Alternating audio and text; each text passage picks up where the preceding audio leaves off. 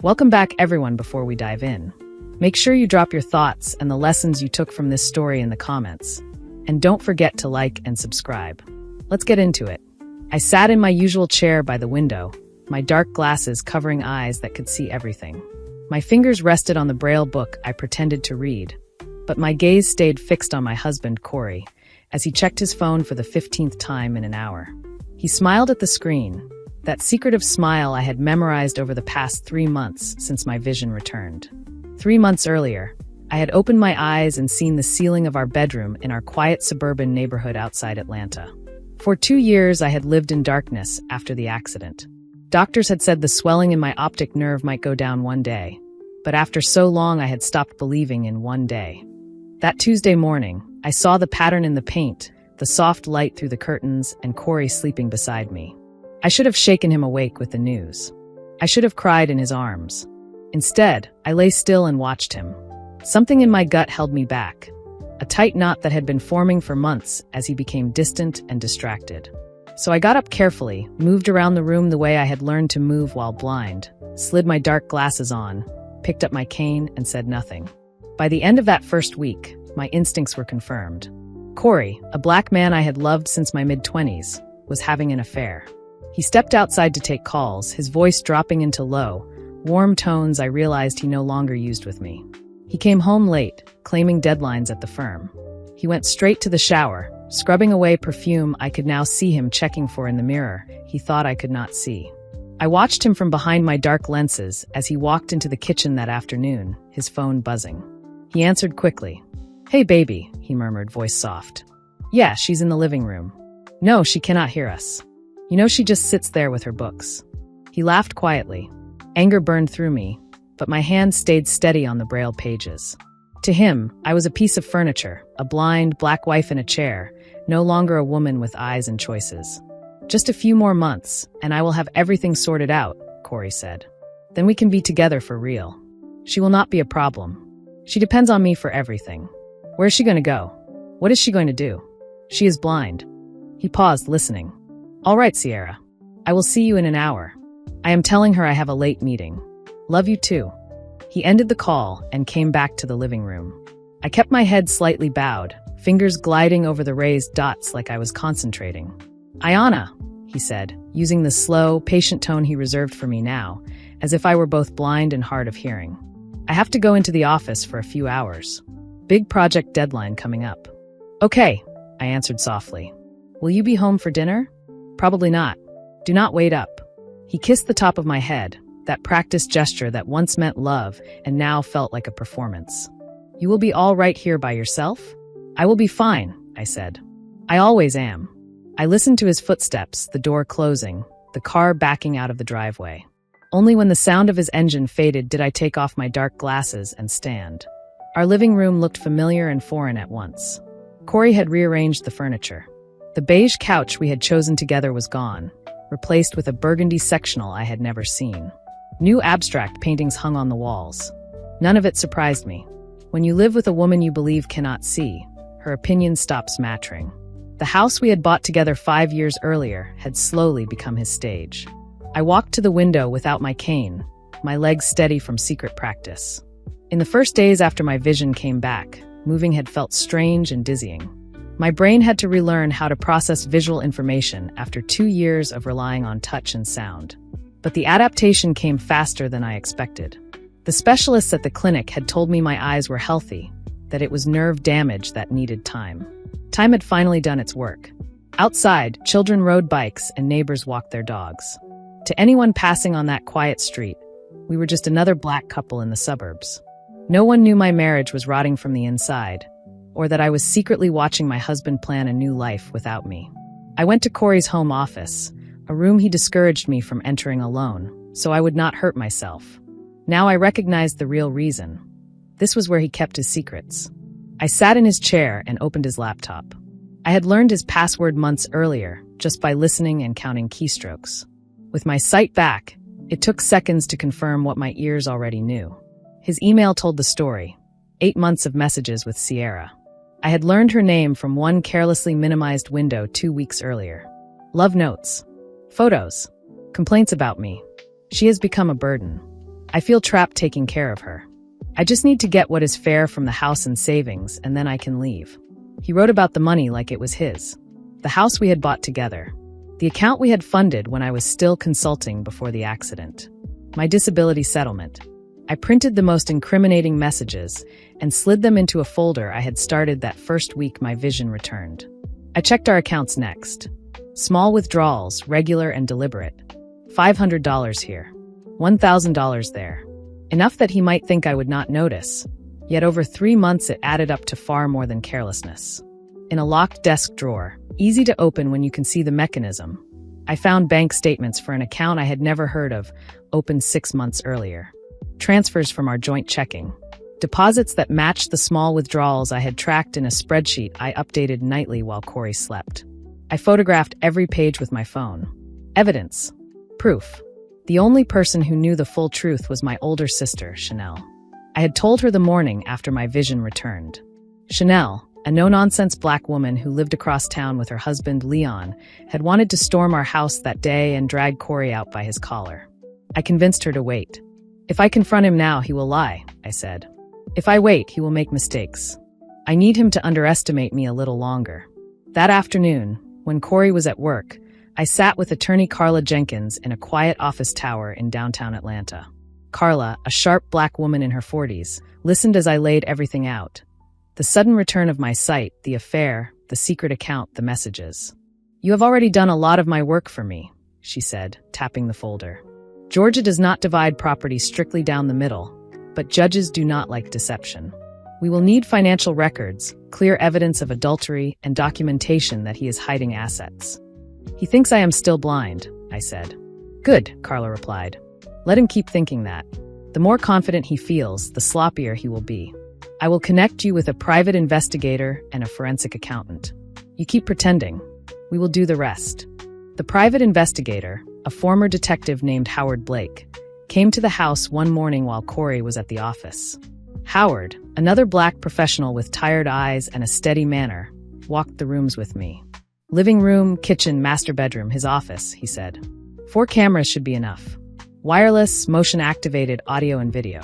They will upload to a secure server only you can access. I watched as he hid them in smoke detectors and innocuous wall decor.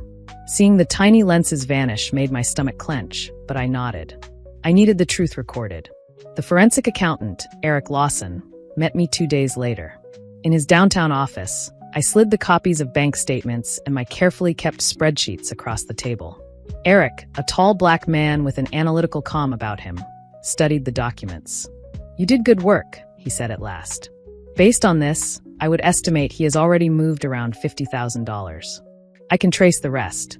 I will also look for any property he has put in just his name. When we met again 2 weeks later, Eric's expression had hardened. Your husband has opened 3 separate accounts, he said. Total moved, $78,000. He is also paying the rent on an apartment in Buckhead, $2,200 a month. The lease is in his name. Signed 6 months ago.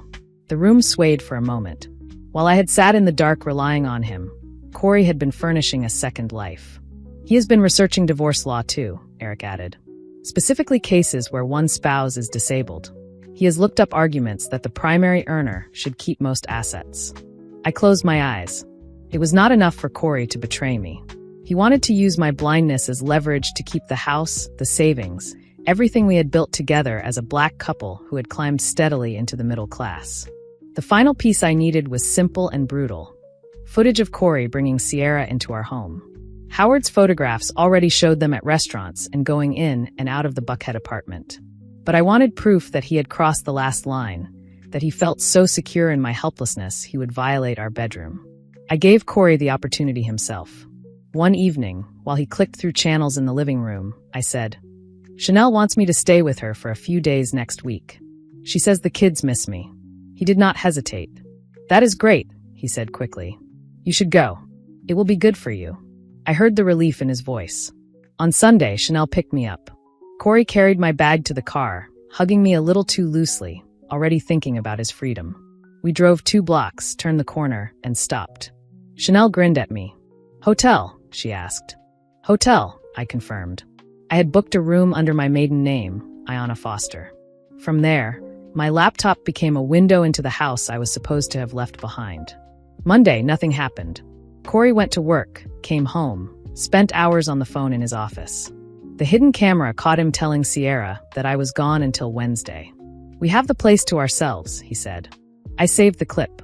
Tuesday at 11:30, his car pulled into the driveway. He was not alone. I watched the front door camera feed. Corey got out, walked around, and opened the passenger door. Sierra stepped out. Younger than me, long hair, tight red dress, high heels. She looked around our yard with open appreciation. "This is nice," she said. "You did not tell me it was this big." "Wait until you see the bedroom," Corey replied. "Huge closet. It will be perfect for you." They moved through the house, each room captured on a different camera. In the living room, Sierra trailed her fingers along the furniture. "Where does your wife spend most of her time?" she asked. "In here mostly," Corey said. Sitting in that chair with her audiobooks, feeling her way around. It is sad, honestly.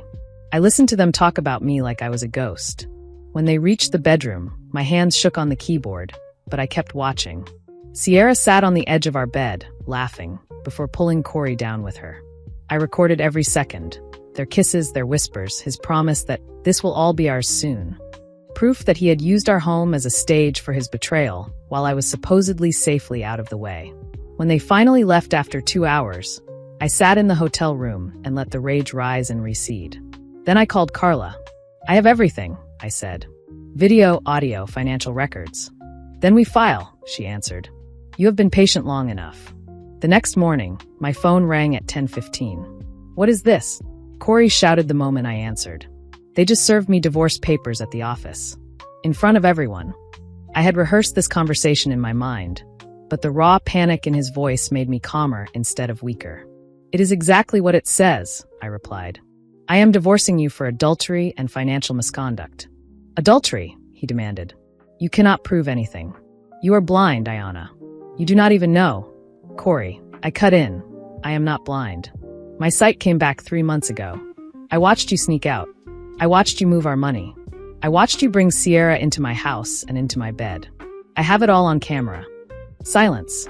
I pictured him standing in his office, suit too tight, phone pressed to his ear, the world tilting under his feet. "You have been able to see," he said at last, voice small. "This whole time." "Every day," I said. "Every betrayal." He tried again. "We can fix this. We can talk. You cannot just throw our marriage away." "You did that already," I answered. "I am simply signing the paperwork." 2 weeks later, we met face to face at the mediation table. I walked into the conference room at Carla's office wearing a simple blouse and slacks, no dark glasses, no cane. Corey turned and froze. He looked thinner, the confidence stripped from his posture. His eyes widened when mine met his directly. "Hello, Corey," I said. "You look surprised."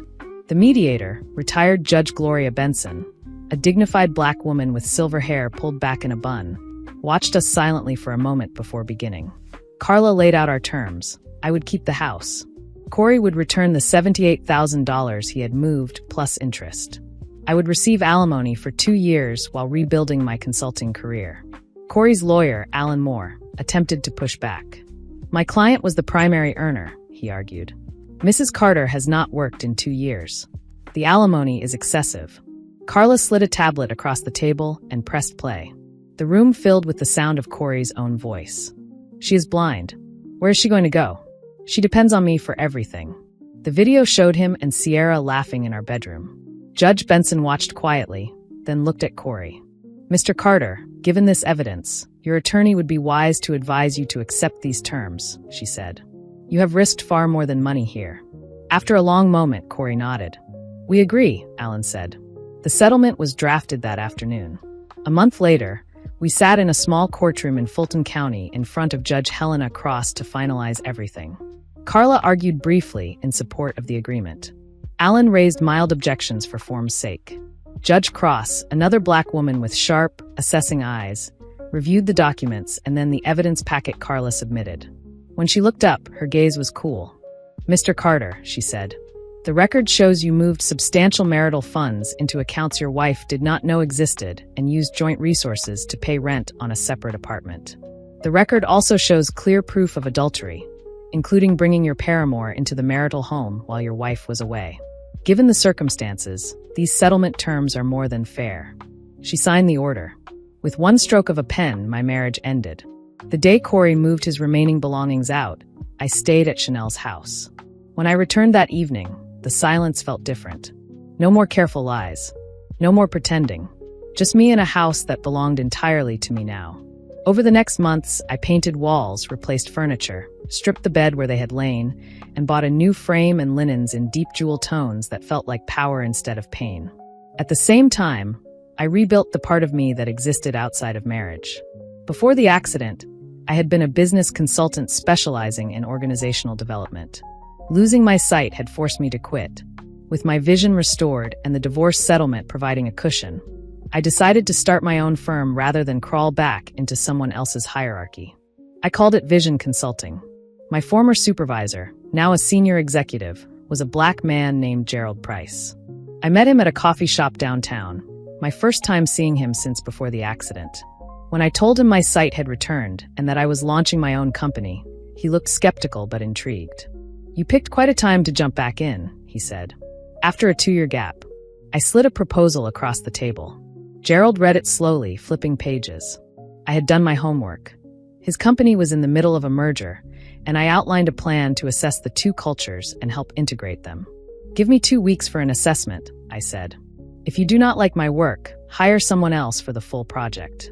He studied me for a long moment, then smiled. "All right, Ayana. 2 weeks. Impress me." I did. The merger assessment led to a full contract. That led to referrals. Within 6 months of the divorce, Vision Consulting had 3 major clients and more work than I could handle alone. I hired an assistant, a young black woman named Maya, to help with research and scheduling. My days filled with interviews, strategy sessions, and data analysis instead of camera feeds and bank statements. My parents, Harold and Lydia, flew up from Florida when they saw my name mentioned in a local business article. Around the dinner table in my newly painted kitchen, my father, a retired Army officer, listened as I described contracts and growth projections. "I am proud of you," he said quietly. "Not for surviving what that man did, but for building something after it." My mother squeezed my hand. "You did not let what happened define you," she said. "You defined yourself." One morning, months into my new life, my phone buzzed with a call from Howard. "Thought you would want to know," he said. "Your ex and Sierra are done. She moved out 2 weeks ago. Word is she was not interested in staying once she realized he is not as financially comfortable as she expected." I waited for the surge of satisfaction I thought I would feel. It never came. "Thank you for telling me," I said. When he mentioned Corey had been asking around about me, I simply made a note to tighten my boundaries. The first time I considered dating again, it happened by accident. Literally. I walked into a crowded coffee shop between meetings and collided with someone carrying 2 cups. Coffee sloshed, apologies tumbled out from both of us. The man, a black architect named Omar, insisted on buying me a replacement. We sat and talked longer than I planned. He was funny, thoughtful, and easy to be around. When he asked for my number, I surprised myself by giving it to him. Omar and I started with coffee, then dinner, then more dinners. I told him I was newly divorced and not ready for anything serious. He accepted that without pressure.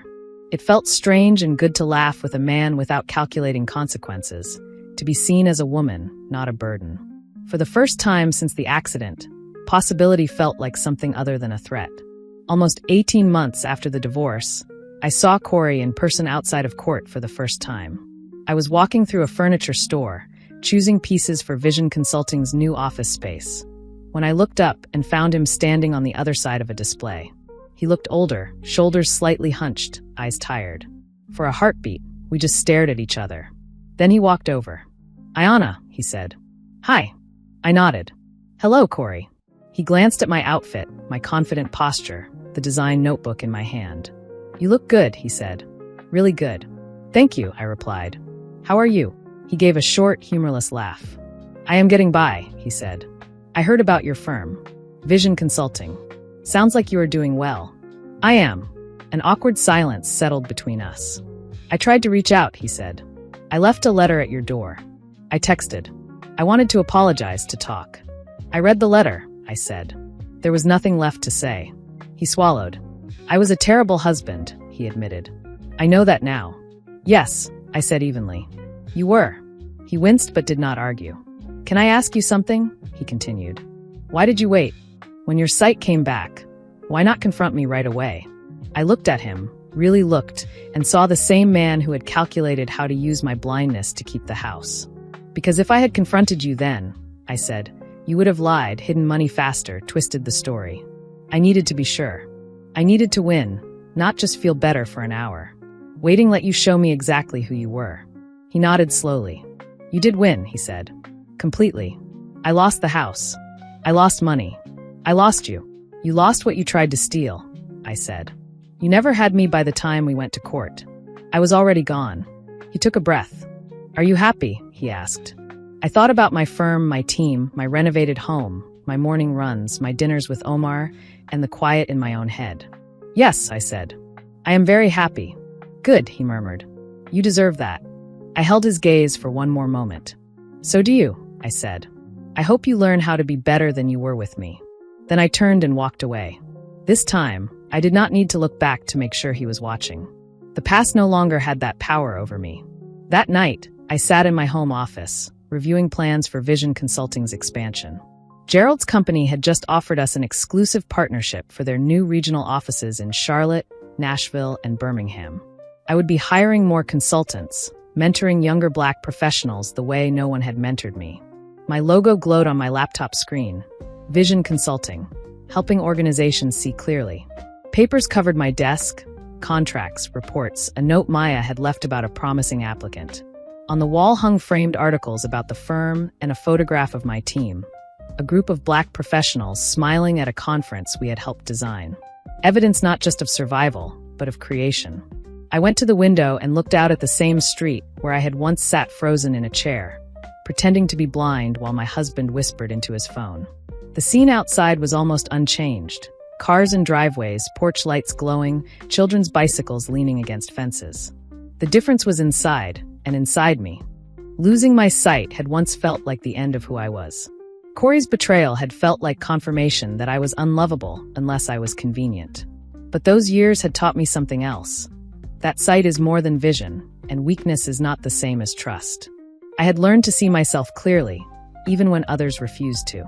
I thought of the woman I had been in that chair by the window, dark glasses on, hands on a Braille book, listening to a man who thought she could not see.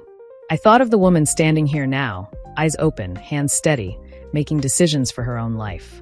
I understood something simple and profound. The best revenge had never been watching Corey lose. It was watching myself win.